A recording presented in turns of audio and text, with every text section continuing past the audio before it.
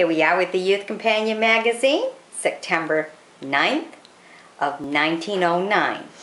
Now these stories were written 105 years ago, and today we're going to read Teaching Dick to Eat. And it'll be read to you by Jennifer.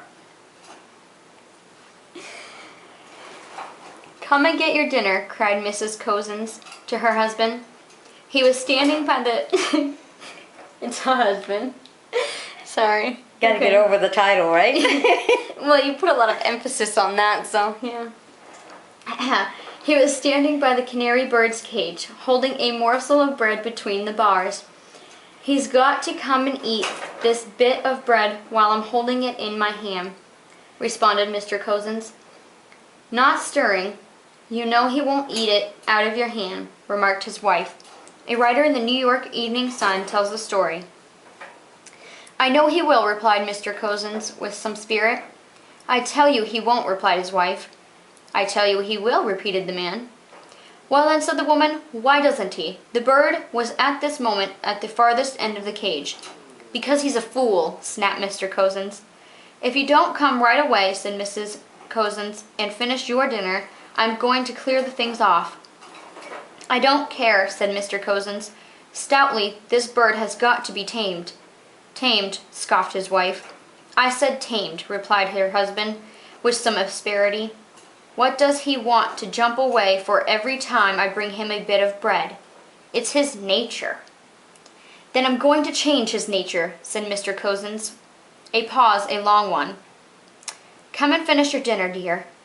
"I tell you I won't come and finish my dinner till he comes and pecks this bit of bread out of my hand." The shadows lengthened and twilight fell. Mr. Cozens stood obstinately at the cage and held the bit of bread while Dick tried the best to get away from it. Mr. Cozens began to clear away the dinner things as she had threatened. "What are you doing?" she called from the next room after a while. "Nothing," said Mr. Cozens hastily. "Where are you?" asked Mrs. Cozens, putting her head through the doorway. "I'm here," said he. "Where do you suppose I am?" He was sitting in his chair, and the cage was on the floor by his side. "Where's Dick?" said Mrs. Cozens with sudden alarm. "Shh!" cried her husband. "Can't you see he's perching on my finger?" "The little dear," said the lady, advancing a step. "Don't come near," warned the other. "You'll frighten him, and he might break his leg on something." "Why should that make him break his leg?" asked his wife.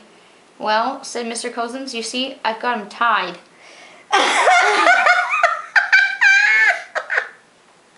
Wow, that's gross. So did he eat the bread?